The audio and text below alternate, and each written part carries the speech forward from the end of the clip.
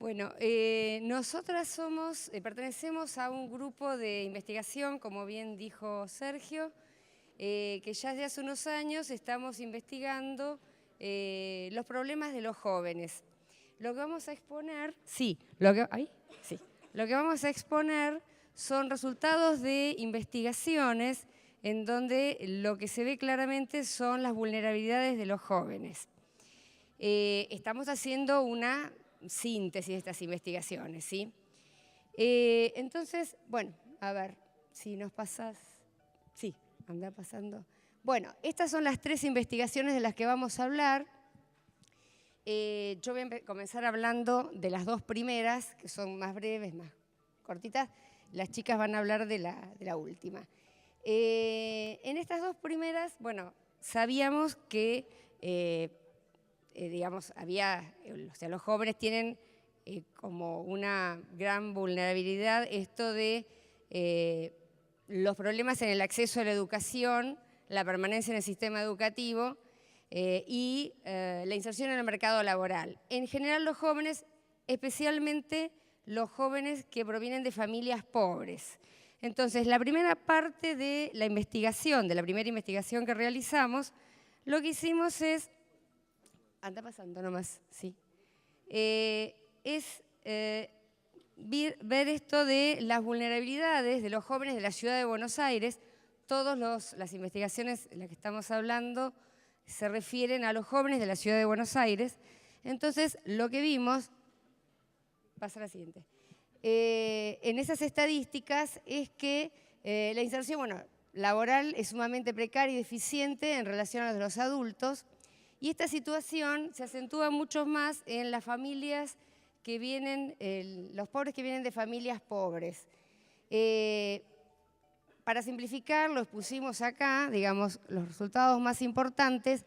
La mitad de los jóvenes de hogares no pobres tienen trabajo, mientras solo la 1/4 parte de los de hogares pobres tienen trabajo. O sea, los pobres en relación a los no pobres.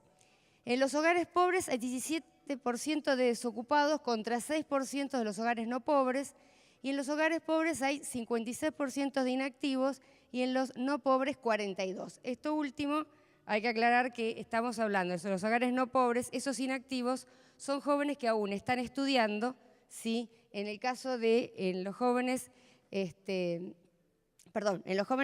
los hogares pobres, estos 56% de jóvenes son mujeres que por las responsabilidades familiares no están buscando trabajo y no están estudiando. En el caso de los jóvenes no pobres, que un 42%, estos jóvenes se encuentran en el sistema educativo en general. Por supuesto que, bueno, nos pueden decir las estadísticas, en realidad nos dicen los números. Bueno, nosotros lo que quisimos hacer con la segunda parte de esta misma investigación es hacer un abordaje cualitativo que nos permita ver qué pasaba en esto de la inserción educativa y la búsqueda de trabajo desde los propios protagonistas. Entonces hicimos 40 entrevistas a... pasa la siguiente nomás. 40 entrevistas a jóvenes que eran de la Villa 2021, que estaban vinculados a algunas instituciones educativas, lo que se llaman centros de formación profesional.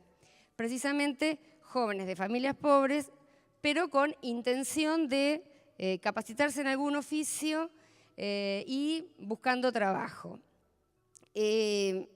Lo cual, digamos, esta aclaración la hago porque no es que fuimos a buscar jóvenes que están en el medio de la villa ni estudiando ni trabajando, por una limitación incluso operativa. Hacemos el trabajo de campo con estudiantes de la universidad y siempre tenemos que ir a lugares donde nos cubre la extensión de seguro y demás. Entonces trabajamos en instituciones educativas y obviamente nos encontramos con jóvenes dentro de las familias en situación de pobreza con un poco menos de vulnerabilidad que los otros porque están contenidos en estas instituciones. Entonces, ¿con qué nos encontramos como resultado de las entrevistas? Aparecían bueno, vimos que este preconcepto que uno puede tener de que a los jóvenes pobres no les interesa educarse por ahí, o digamos, preconcepto que no lo teníamos nosotros, que por ahí lo trabajamos mucho con los estudiantes, no era así. O sea, hay una alta valoración de la educación formal, o sea, tanto desde los jóvenes como desde los padres de los mismos jóvenes. Lo que pasa es que han tenido que abandonar la escuela por esto de tener que buscar trabajo, responsabilidades dentro de los hogares monoparentales, quedan al cuidado de los hermanos. Y por otro lado, esto de que cuando quieren buscar un trabajo no cuentan con recomendaciones, lo que llamamos las redes sociales, no las redes virtuales, sino las redes sociales en términos de contar con conocidos que lo puedan recomendar, alguien que le pueda dar el primer trabajo. Eso, bueno, hace que la inserción laboral sea bastante más difícil y además vivir en la villa funciona como obstáculo al momento de llenar una planilla en algún tipo de trabajo. Entonces, bueno, estas instituciones lo que hacen es ayudarlos en esto, no solamente de las recomendaciones, sino que permitirles dar la dirección de las instituciones educativas para que no tengan que poner el lugar de la villa. Pasa a la siguiente. Bueno, después, terminada esta investigación, como ya nos habíamos contactado con la Villa 2021, empezamos a ver también por observación, ¿no es cierto?, que había muchos jóvenes migrantes, sobre todo el predominio de jóvenes de origen boliviano. Entonces, incluso dentro de los mismos entrevistados que habíamos tenido, vimos que había muchos jóvenes migrantes hijos de migrantes. Entonces nos pusimos a pensar sobre esto de si el ser migrante también constituía parte de la vulnerabilidad. Hicimos una segunda investigación y... Sí, pasa la otra, sí. Lo que vimos es que, bueno, en los relatos surgían que sus familias habían migrado a la ciudad de Buenos Aires movidos en la búsqueda de mejorar su situación laboral y con la expectativa de que sus hijos tuvieran una mejor educación. En realidad, bueno, ellos se insertan laboralmente gracias a las redes sociales, o sea, algunos familiares los convocan, terminan muchísimos viviendo en las villas, porque ahí los talleres de costura no los inspecciona el gobierno de la ciudad, digamos. Precariamente, pero trabajan mucho y logran insertarse laboralmente de esta manera, ¿no? Y sus hijos estudian, hacen la escuela primaria, llegan a la escuela media, pero también tienen los mismos problemas que estos otros jóvenes en situación de pobreza. Repiten, tienen dificultades en el proceso de aprendizaje con las materias, no hay quien los ayude, se desalientan, ¿sí? Terminan incluso, bueno, abandonando.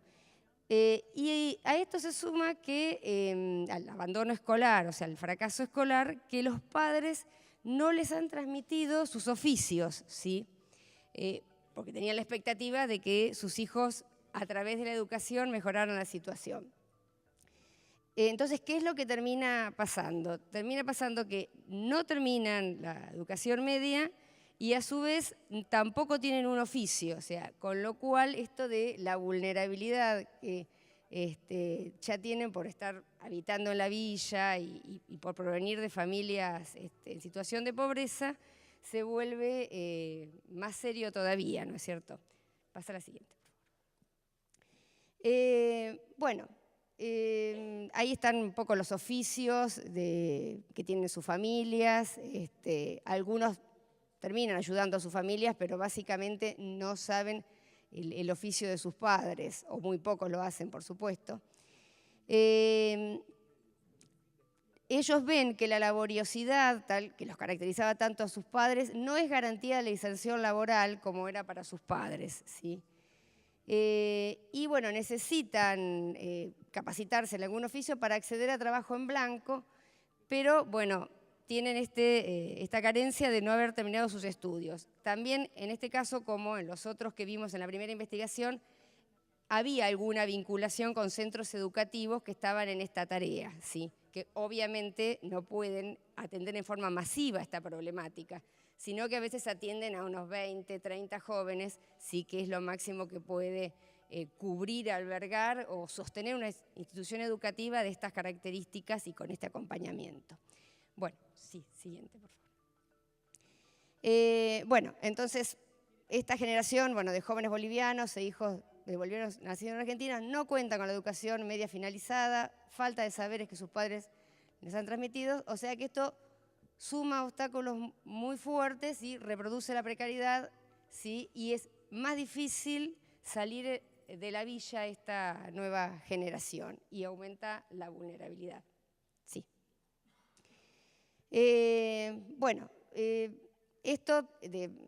Necesitan capacitarse para acceder al trabajo en blanco. Esto lo hacen gracias al apoyo de estos centros educativos, ¿sí?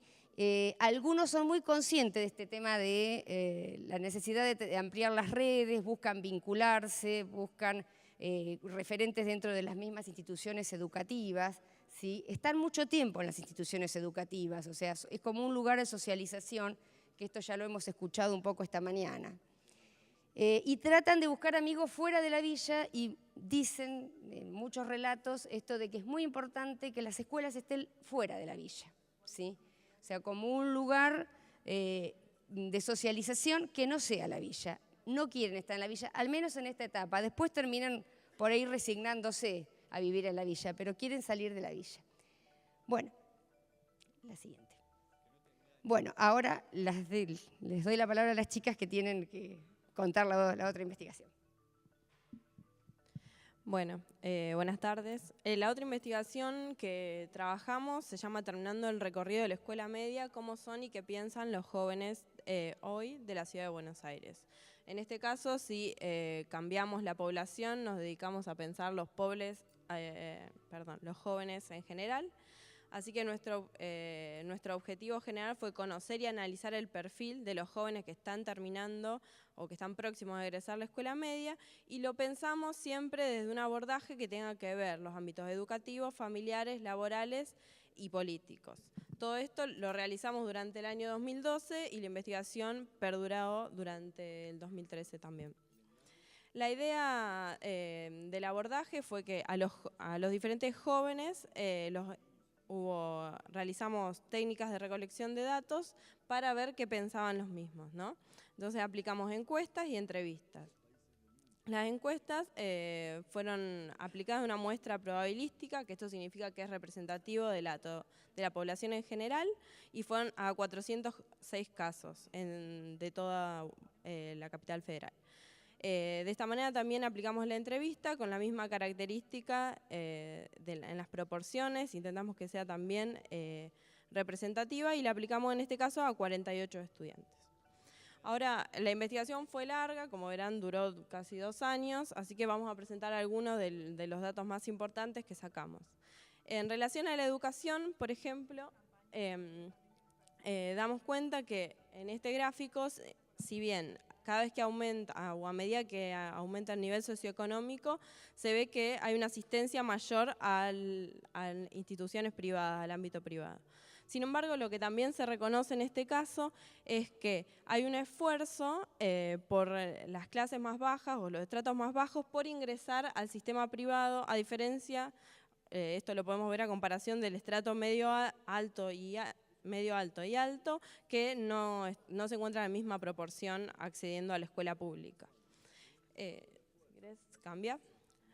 Asimismo, otra de las cosas que pudimos ver, cuando preguntamos cuáles eran las razones por las que asistían al colegio, si bien la mayor cantidad de alumnos o de jóvenes identificó que lo hacía para obtener mejores oportunidades laborales, en las segundas respuestas más importantes vimos que, separándolos en tipo de institución a la que asistían, pública o privada, vemos diferencias, siendo los que concurren al público que consideren en mayor proporción que prefieren o van para desarrollar su vocación personal, a diferencia de los que concurren a los privados, que lo piensan o lo realizan para tener visiones más amplias sobre la vida.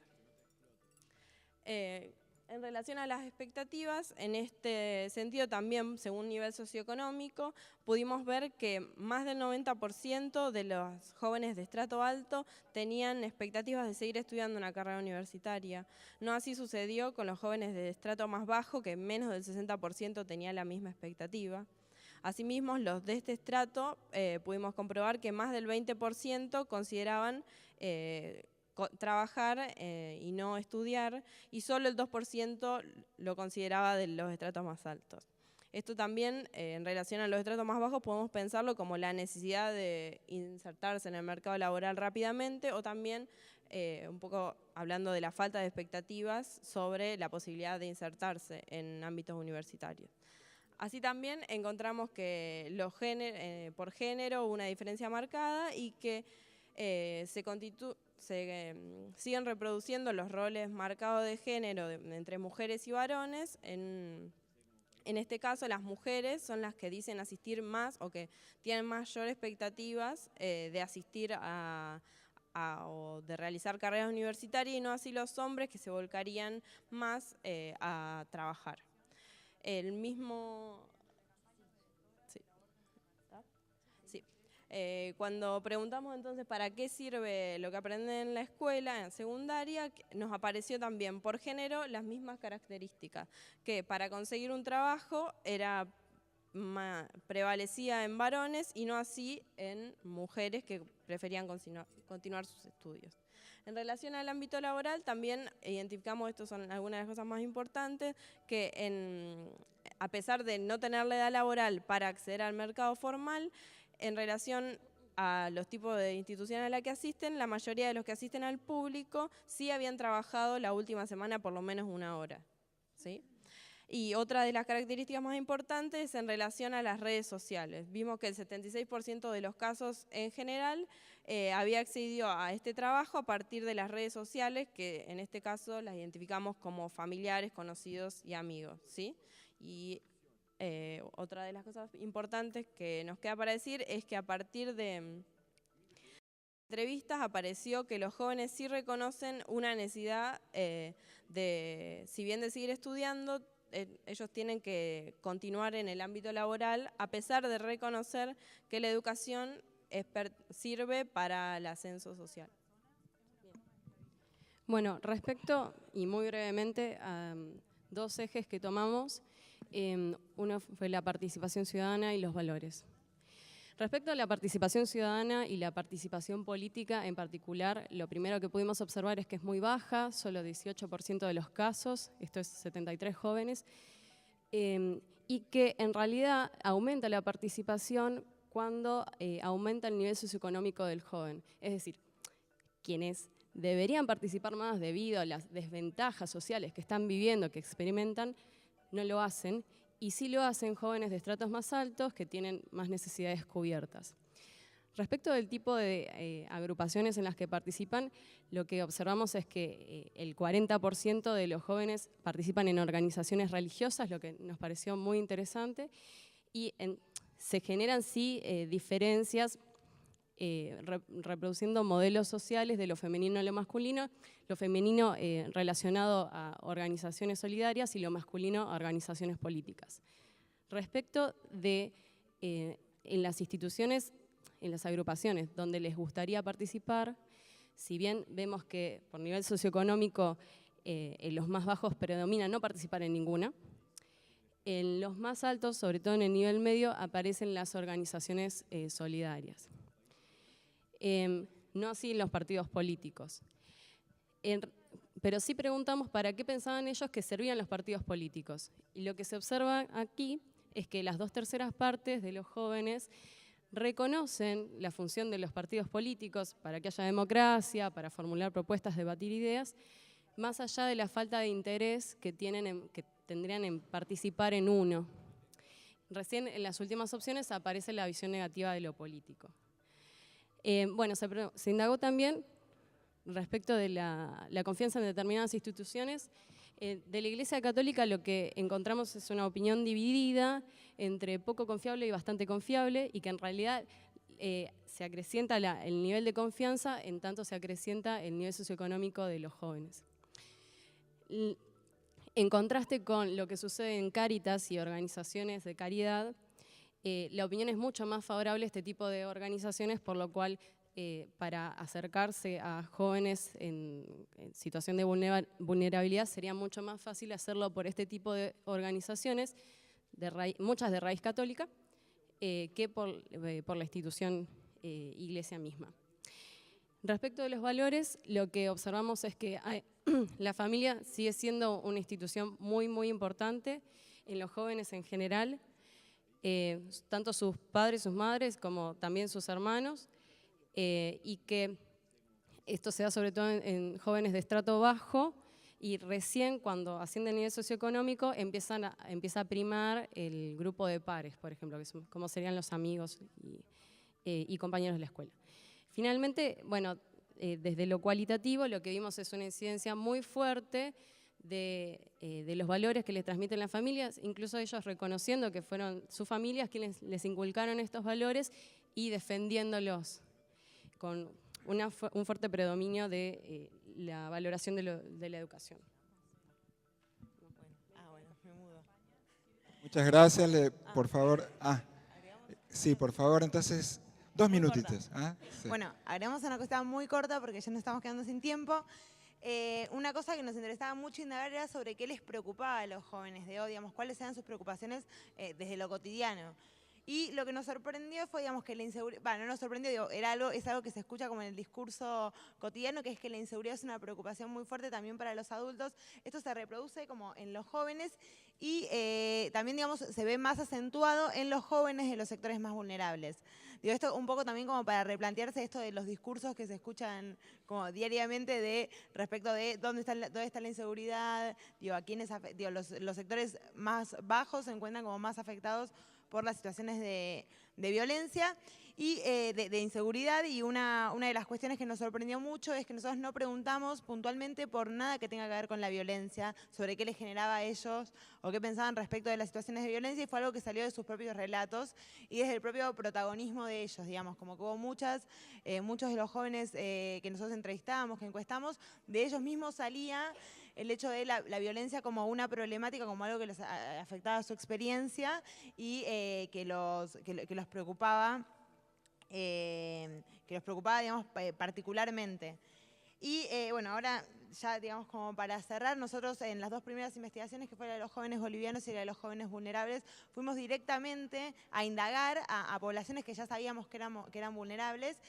Y en esta tercera investigación la diferencia fue que intentamos hacer un comparativo entre diferentes, digamos, considerando este nivel socioeconómico que armamos de forma estratificada, tratar de ver, digamos, cuáles eran las diferentes problemáticas que afectaban a los jóvenes que venían de los diferentes sectores sociales, y lo que pudimos ver es que finalmente, digamos, muchas de las problemáticas que afectan, digamos, afectan de igual manera a los jóvenes como categoría social, independientemente del estrato del cual provengan, del nivel socioeconómico que tengan los hogares de los que provienen. Entonces, digamos, eso nos pareció muy interesante como para empezar a pensar a los jóvenes desde otro, digamos, desde un lugar diferente en ese sentido. Bueno, teníamos algunos punteos más, pero bueno, ya nos quedamos sin tiempo, así que cortamos. Muchísimas gracias. Muchas gracias. Le damos un fuerte Y ahí aplauso. dejamos el Y se correo quedan por acá, si quieren. un momentito, se quedan acá. Le damos, sí, le damos acá el certificado y ya les doy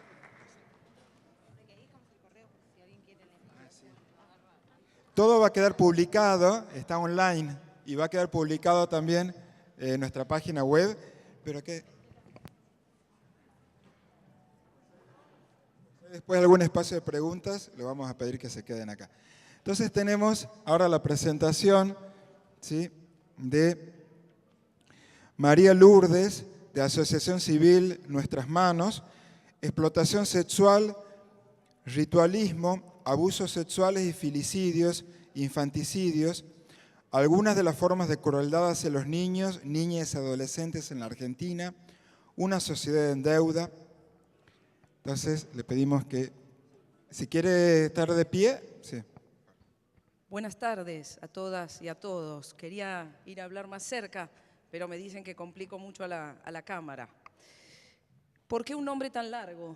Podemos poner un nombre tan largo, y tengo 15 minutos nada más, y quisiera, si ustedes nos acompañan, 4 minutos cerrar con una canción. Porque los temas que queremos introducir desde una organización, la ponías una que era Mercedarios Reducido, y eso, y si pongo corazón al final. Nuestras Manos es una pequeña organización que los organizadores tuvieron la generosidad de dejarnos tener un stand que está en la entrada, que después si quieren pasar, que nos venimos dedicando desde el año 95 a investigar y a intervenir en situaciones de violencias extremas. Vieron que pareciera que las formas de violencia que nos estamos encontrando, como que hablamos en las categorizaciones, no quiero ser pesada a esta hora de la tarde en cuestiones técnicas, en que la violencia la podemos categorizar en leve, moderada y grave, ¿verdad? Si aquí hay gente que se dedica a investigación. Esta presentación, de hecho, la hicimos con la profesora Alejandra Barbich, que está por ahí atrás acompañándome, que es quien nos orienta en las cuestiones metodológicas.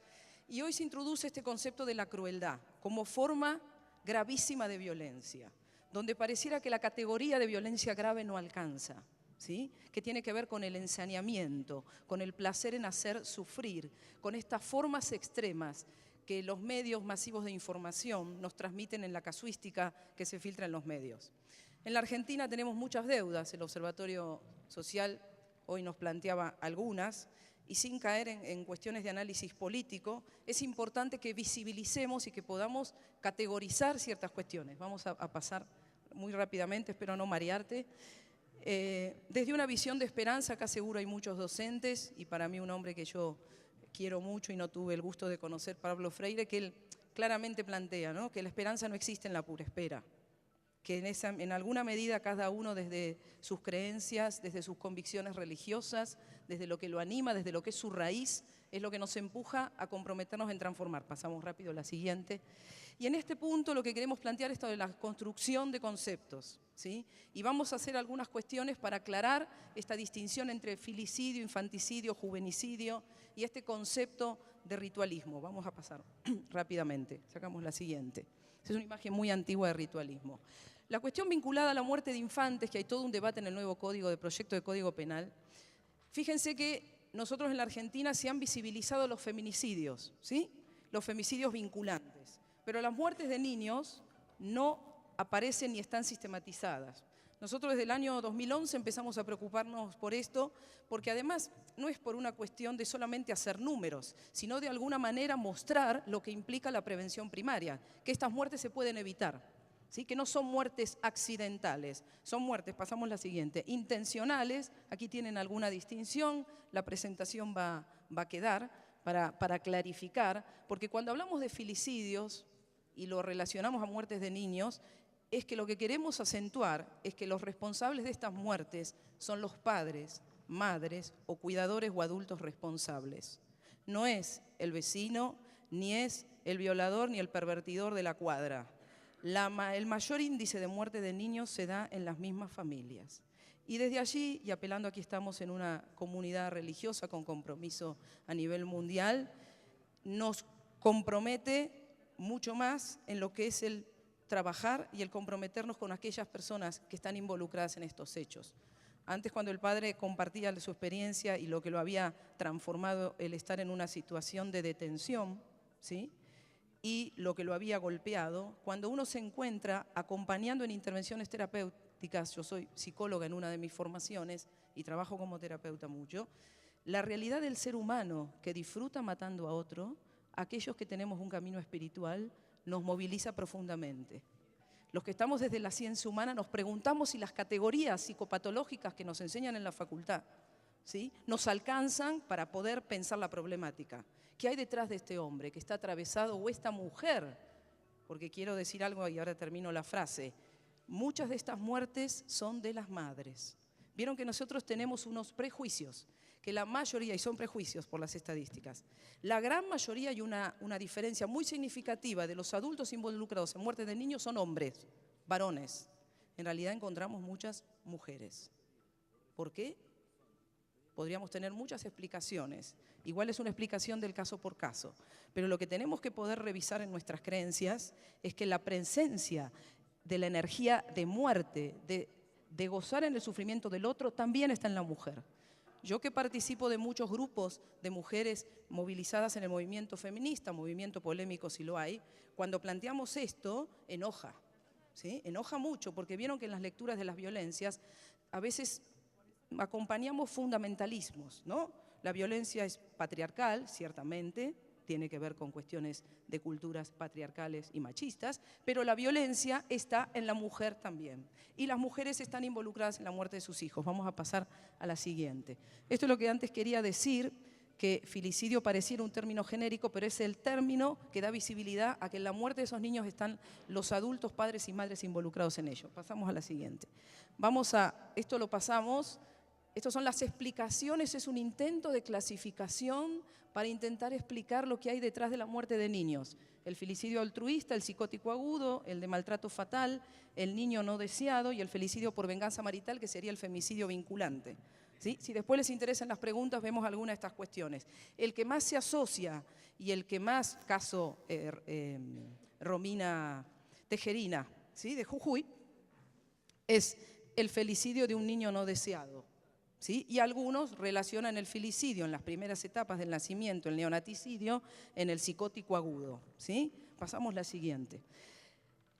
Vamos a las cifras, esto después lo tomo. Pasamos a algunas estadísticas muy cortitas, fíjense, y que tienen que ver, esto está incompleto, porque llegamos hasta enero del 2014 cuando lo presentamos, hoy subimos a 300 niños, tomando desde el 2011 en adelante, tiene que ver con lo que aparece mediáticamente y con alguna cifra que nos da algún caso a la hora de recorrer el territorio de la Argentina. Pasamos la siguiente. Fíjense que no hay una diferencia significativa en las cifras que obtuvimos, recortada, parcial. Nosotros no contamos con financiamiento ni presupuesto oficial y no oficial, lo hacemos a pulmón todo con un colectivo de voluntarios de distintas disciplinas. No hay una diferencia significativa entre niños y niñas. Pasamos a la siguiente. Fíjense las edades. La muestra más grande, fíjense que son la de niños, que es la fragmentación de la edad entre 7 y 9 años. Lejos de pensar que son los bebitos, ¿sí? Los pequeñitos son los niños, ¿sí? Los púberes y más adolescentes. Pasamos a la siguiente.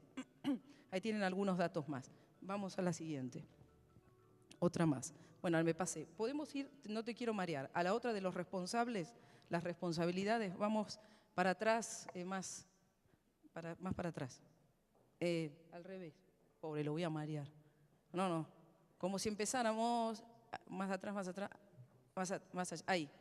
Que tiene que ver con las responsabilidades. Porque en realidad uno diría, estas muertes son evitables, estas muertes requieren un compromiso y responsabilidades compartidas.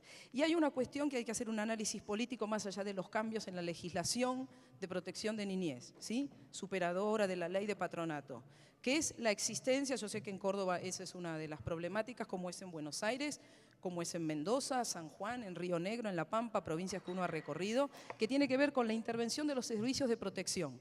Vieron que la nueva ley de niñez plantea la responsabilidad en la intervención para la no judicialización de los servicios de protección, los servicios locales o zonales, no sé cómo los conocerán en las provincias de ustedes o en los países hermanos.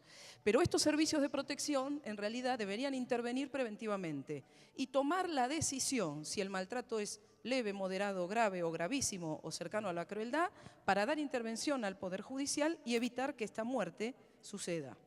¿Sí? La violencia es evitable, lo que pasa es que a veces requiere una toma de decisiones de separar a un niño del grupo familiar que lo ha gestado. Y acá tenemos que revisar nuestras creencias en torno a si siempre, o la mayoría de las veces, es la familia biológica que por el solo hecho de haber gestado y ser biológica, la que mejor va a cuidar a un niño o niña. Y esto hay que trabajarlo políticamente. Ahora sí seguimos para el otro tema.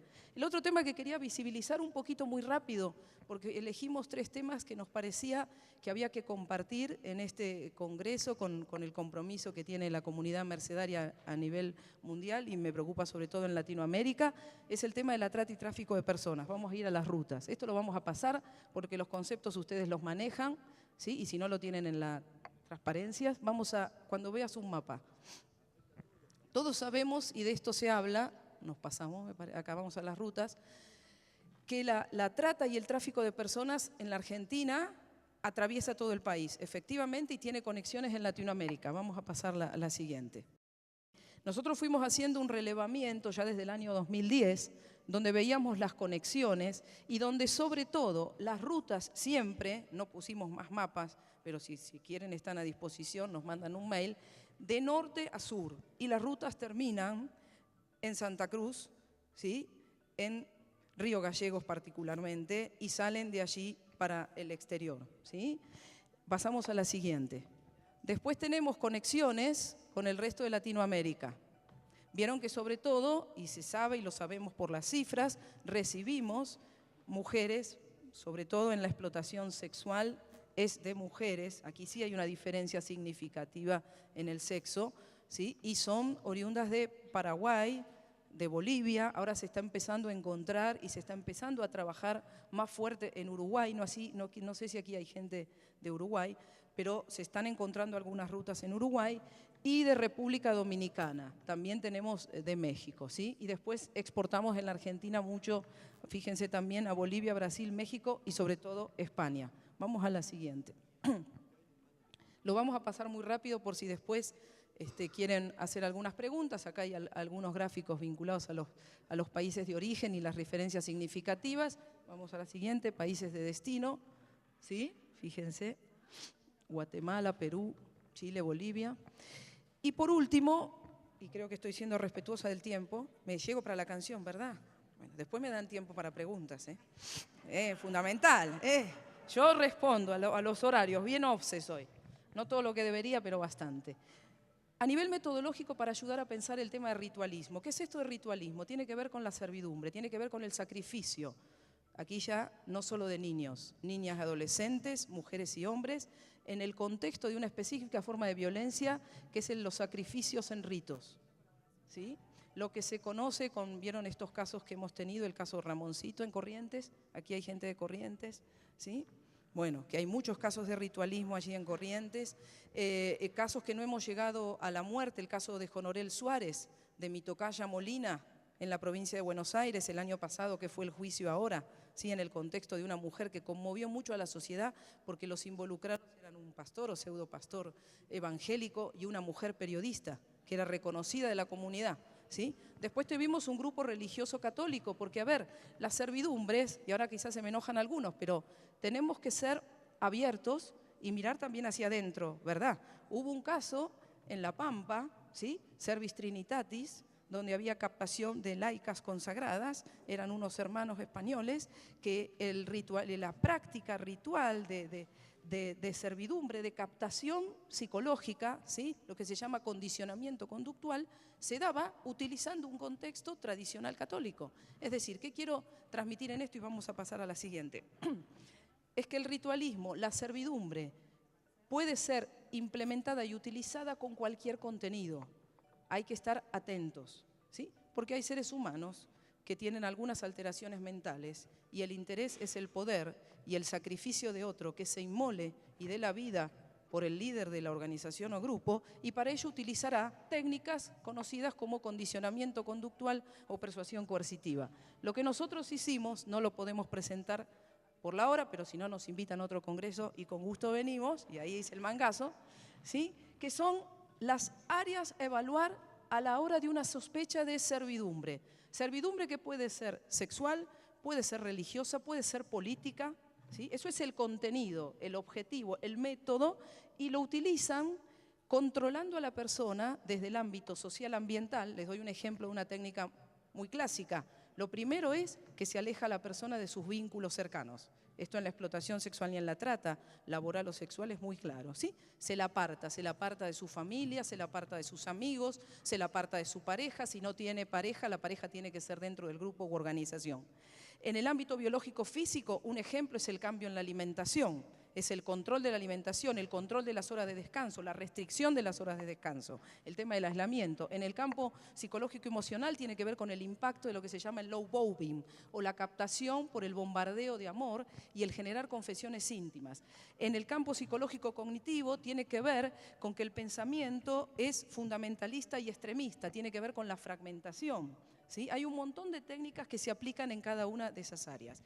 Ese combo que nosotros presentamos en un instrumento con todas las categorías de técnicas, lo que podemos demostrar, y lo estamos utilizando a nivel judicial, es que la persona sometida a cierta combinación de estas técnicas, pierde la capacidad de decisión. Puede ser llevada bajo ciertas condiciones a hacer algo que en otras condiciones no haría. Acá entraríamos a discutir el tema de la libertad y de la posibilidad de elección del ser humano. Y eso ya es un tema más antropológico, y bajo qué condiciones los seres humanos nos vemos vulnerables y restringidos. Por eso es que siempre se habla que a mayor vulnerabilidad, una de las presentaciones de hoy a la mañana tuvo que ver con eso, en situaciones de pobreza o vulnerabilidad en cuanto a inaccesibilidad al tema estudio, a los recursos en salud, nos hacen más frágiles y vulnerables a técnicas de manipulación y condicionamiento conductual. Bueno, creo que hay una más. Como hemos hablado de temas muy delicados, y una más, y nosotros en ese punto, desde la organización, somos trabajadores sociales, terapeutas, filósofos, gente de antropología, nos nutrimos, porque vieron que cada uno se nutre desde la fe, hay gente que no tiene el regalo de la fe, se nutre desde cierta cuestión de un compromiso social, ¿sí? Otras personas se nutren a través de la música y el arte, aquellos que acompañamos a personas víctimas de abusos y de grupos coercitivos hemos aprendido a respetar el proceso en la vida de cada persona, pero sí lo que sabemos es que le tenemos que dar recursos para poder conectarse con la vida, para aquello que estos grupos coercitivos y estas violencias extremas generan, lo puedan recuperar y su vida tenga sentido. Entonces trabajamos mucho con la música, con el arte, con la pintura, con el trabajo corporal, con enseñar a respirar, no como el Ravi Shankar, no, Ravi Shankar no, por favor, cuidado que es un grupo religioso, no se lo tomen a chiste lo de Ravi Shankar, y está bancado bastante acá en la Argentina. Entonces, cuidado con eso, que se han metido en escuelas religiosas para enseñar a respirar. Enseñar a respirar es muy sencillo, no necesitan al Ravi Shankar con sus retiros. Entonces, la propuesta de ahora es, así como fue muy saludable que vinieran aquí corriendo, hicieran hacer un ejercicio para conectarnos y que no nos durmiéramos, porque en realidad lo que hicieron era eso, los payasos. Yo lo que voy a apelar para que la compañera abogada que viene después puedan seguir es hacerlos cantar. Una canción que algunos conocerán que es de Roxana, que tiene que ver con Si pongo corazón, ¿sí? Y si la ilusión nos alcanza, y si tenemos ganas de seguir adelante. Entonces, así vamos a cerrar, vamos a poner la canción, y si la quieren cantar, la letra va a estar acá. Podemos subir el sonido. A ver si no nos falla.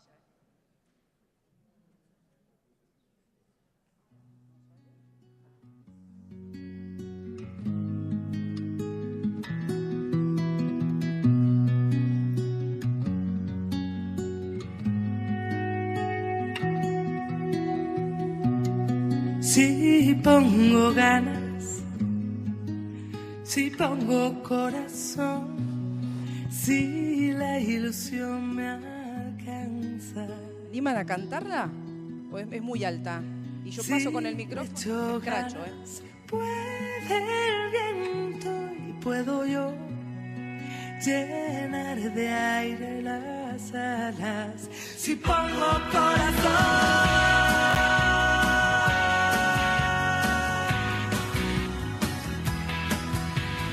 Déjame volar, aunque tropiece con el cielo.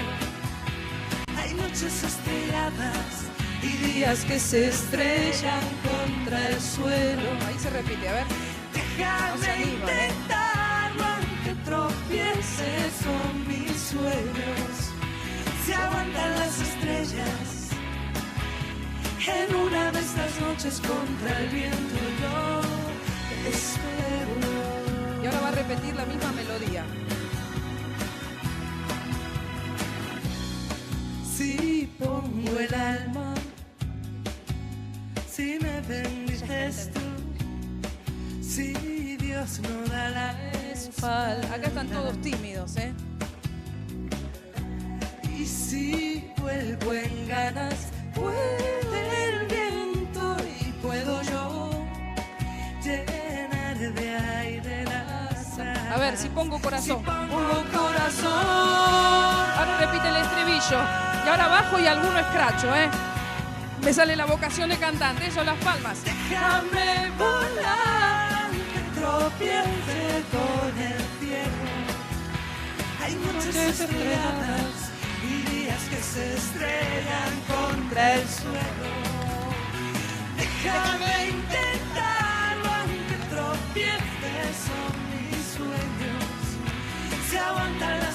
estrellas.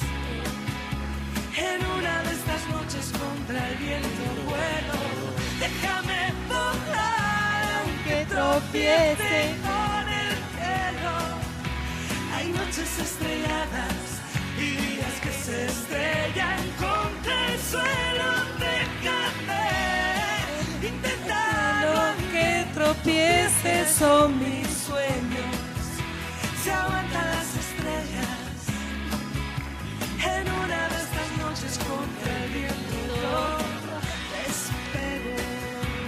Bueno, se quedan con este regalo y les dejamos el video para que escuchen. Se aguantan las estrellas en una de estas noches contra el viento. Un aplauso grande a María Lourdes Molina, que nos resultó muy interesante, y vamos a tener todo el material que ella presentó en la web, ¿sí?, para el acceso libre que nos quiera brindar.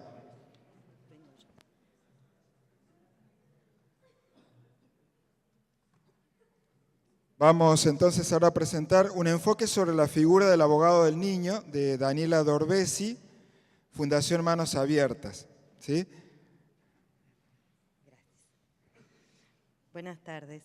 Yo soy voluntaria de la Fundación Manos Abiertas, me desempeñé en una escuela albergue rural y en un hogar de niños. Y el tema que les traigo hoy es un tema que seguramente alguno de ustedes habrá escuchado hablar, porque últimamente está bastante en los medios, y es el tema de la figura del abogado del niño. Yo te voy a pedir que me sigas porque como son muchas filminas, si no interrumpo mucho. ¿Por qué los niños necesitarían un abogado? Esa es la primera pregunta que nos hacemos y vamos a tratar de reflexionar sobre la respuesta a esta pregunta. En principio yo diría que los niños necesitan un abogado porque necesitan ser protegidos. Y respecto a eso, el valor protección de la infancia ha variado con el tiempo. Nosotros estuvimos regidos hasta hace pocos años por lo que se llamaba la Ley Agote, que era una ley muy vieja de 1919. Y según esa ley, la protección de la infancia consistía en una protección física y material de los niños, resguardar a los niños de los peligros. En el año 89, cuando se dicta la Convención Internacional de los Derechos del Niño, se cambia ese concepto de protección de la infancia y empezamos a entender a la protección como poder brindar garantía en el ejercicio de los derechos de los chicos. Es decir, hemos tenido un cambio paradigmático en el cual, que ya hemos hablado bastante esta mañana de esto, pero ese cambio paradigmático nos lleva desde la concepción del niño como objeto de protección al niño como sujetos de derechos. Niños y adultos, ambos son sujetos de derechos, tienen la misma dignidad y los mismos derechos y sin embargo se distinguen por la forma en que esos derechos son ejercidos. ¿Por qué decíamos, esta mañana hablábamos del tema de la vulnerabilidad y yo quisiera encarar la vulnerabilidad desde el punto de vista jurídico? Los niños son vulnerables desde el punto de vista jurídico porque aún no han alcanzado su plena madurez física. Difícilmente se tiene en cuenta su opinión. No tienen poder político porque no votan, no tienen la posibilidad de influir en la agenda política y tienen acceso muy limitado a todos los mecanismos de presentación de quejas, a los tribunales, a todas las oficinas de protección de derechos. Nosotros, cuando hablamos de que alguien es sujeto de derecho, nos remitimos a un principio jurídico que es el principio de la efectividad. Este principio básicamente consiste en que de nada sirve que nosotros declamemos, otorguemos un cúmulo de derechos a un sujeto si no le damos al mismo tiempo la forma de tutelar esos derechos que le estamos otorgando. De modo que para que ese disfrute de los derechos que le estamos otorgando sea efectivo, tenemos que brindar las herramientas para que los pueda tutelar.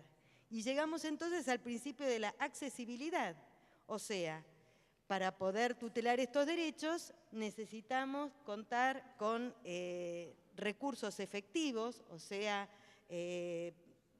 poder tener herramientas para hacer frente a las violaciones de estos derechos, recurrir a procedimientos que sean eficaces, y cuando decimos eficaces hablamos de la gratuidad, hablamos del tiempo, y procedimientos que sean independientes, donde los sujetos puedan contar con una asistencia letrada o asistencia de alguna índole, alguien que los asesore, que los informe.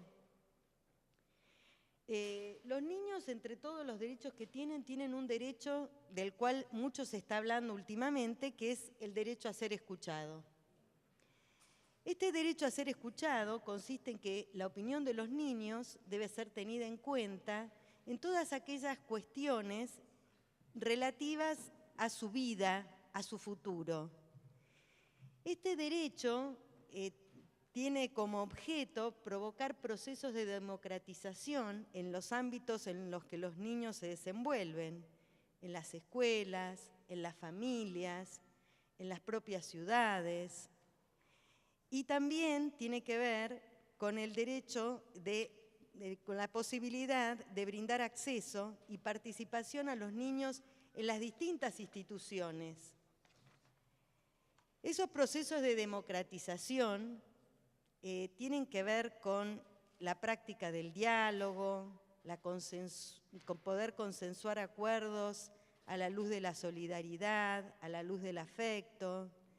Deberíamos tratar en esta democratización, en estos procesos de democratización, evitar el incremento de la conflictividad, y para esto tenemos que poder encuadrar en sus términos las nuevas reglas de juego y el rol de los nuevos actores, porque si bien los niños tienen que ser escuchados dentro de un determinado contexto y en determinadas cuestiones, y su intervención en los procesos debe ser también dentro de un marco que tenga que ver con el sentido común, porque si no terminaríamos conflictuando enormemente a las familias. Imagínense si un niño, por ejemplo, pudiera intervenir todas las veces que lo deseara en un proceso de divorcio de sus padres, por ejemplo, o pudiera intervenir todas las veces que lo deseara en un proceso de alimentos o en un proceso de visitas. Esto conflictuaría enormemente a las familias, y no se trata justamente de eso. El proceso de democratización tiene que ver con el poder escuchar los deseos y las necesidades de todos y encontrar la forma de armonizar todos esos deseos, todos esos derechos, construyendo una sociedad más justa y más equitativa. Bueno, ¿cómo ejercen los niños sus derechos? Acá hay una regla general que para mí es la regla que sigue vigente y es la regla de oro, y es que los niños encuentran siempre protección y cuidado en sus padres, en el caso de no tener padres, en sus tutores o en sus cuidadores. Quiere decir que la mayoría de los niños es cuidado y representado en caso de conflicto por sus propios padres. Tienen derecho, por supuesto, a ser oídos en todas las cuestiones que conciernen a su vida por sí mismos, ¿sí? Y luego de esa escucha, el juez es el que va a dictaminar o a evaluar si ese niño necesita ser asesorado, patrocinado por un abogado, por su propio abogado. Pero es el juez el que va a discriminar en qué casos esto debe ocurrir. Sin embargo, si bien esta es la regla, o sea, que los padres representan a sus hijos y solamente en caso de que algún juez lo considere necesario, pedirá el nombramiento de un abogado, hay 3 situaciones que yo identifico como situaciones de alta vulnerabilidad que requieren necesariamente la designación de un abogado del niño desde el inicio en que se verifica esa situación para el niño. Y estas tres situaciones son, en primer lugar, la internación de un niño en una institución, ya sea privada, ya sea estatal, por cuestiones asistenciales, por cuestiones de salud mental o por cuestiones penales. Yo digo que cualquier niño internado requiere de un abogado que abogue por sus derechos, porque estas situaciones de internación, si bien siempre son para su protección y para su bien, son situaciones en donde se lo priva de su ámbito familiar, se lo priva de su libertad, porque el niño no puede irse cuando quiere, y entonces se lo priva de su centro de vida, y eso genera una altísima vulnerabilidad en los niños. Y necesitamos que todos sus deseos y todas sus necesidades puedan ser escuchadas por el órgano de protección, llámese órgano administrativo, llámese Poder Judicial. Y esto lo podrá hacer solamente a través del patrocinio de un abogado, preferentemente especializado en cuestiones de niñez. La segunda situación de vulnerabilidad que yo identifico son los casos de inacción de los representantes legales frente a la vulneración de los derechos del niño. ¿Qué pasa cuando los padres o los tutores, frente a la vulneración de los derechos de un niño, no hace nada, no reclama, no pide la tutela? Estoy pensando, por ejemplo, en situaciones de salud donde el niño requiere ciertos medicamentos o requiere ciertos procedimientos médicos, o cuando un niño no está documentado y sus padres no accionan, o cuando un niño no está escolarizado porque no encuentra banco en la escuela, por ejemplo, y los padres no hacen nada. En esos casos el niño podría recurrir a un abogado para que lo ayude a tutelar sus derechos. Y el tercer caso que yo identifico es el caso en que el niño tuviera intereses legítimos encontrados con los de su representante legal. Y acá el caso más dramático es el caso, por ejemplo, en que un niño es maltratado por sus propios padres, es abusado por sus propios padres, entonces muy difícilmente los padres van a tutelar su derecho a la integridad física, por ejemplo, porque son ellos mismos los victimarios, ¿no es cierto? El abogado del niño está previsto en varias normas que, bueno, si pasamos las vemos. En definitiva, son normas de carácter internacional, nacional y provincial. Este abogado es quien ejerce la defensa técnica en un conflicto concreto de los derechos individuales de un niño y presta su conocimiento técnico para que se dicte una resolución favorable a la tutela de los derechos. Nosotros tenemos en la Argentina un sistema de promoción y protección integral de los derechos del niño. Sí, si la pasamos. Este sistema ha sido concebido justamente como un sistema, o sea, como una forma de actuar conjuntamente varias instituciones, Poder Judicial, el órgano administrativo, las ONGs. Nosotros sabemos que en cada una de las jurisdicciones el órgano administrativo es el que se ocupa de las cuestiones que tienen que ver con la asistencia de los niños, y solamente en el caso en que el niño por alguna razón tenga que ser apartado de su núcleo familiar, interviene el Poder Judicial haciendo un control de legalidad de esa medida.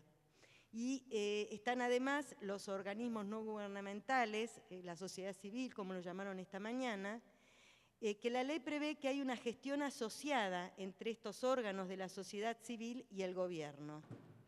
Ahora, en toda esta estructura que diseña la ley de protección, falta, a mi criterio, incorporar a la figura del propio niño. O sea, armamos todo un sistema de protección y no estamos garantizando la efectiva participación y escucha de la voz del niño. Si lo pasamos...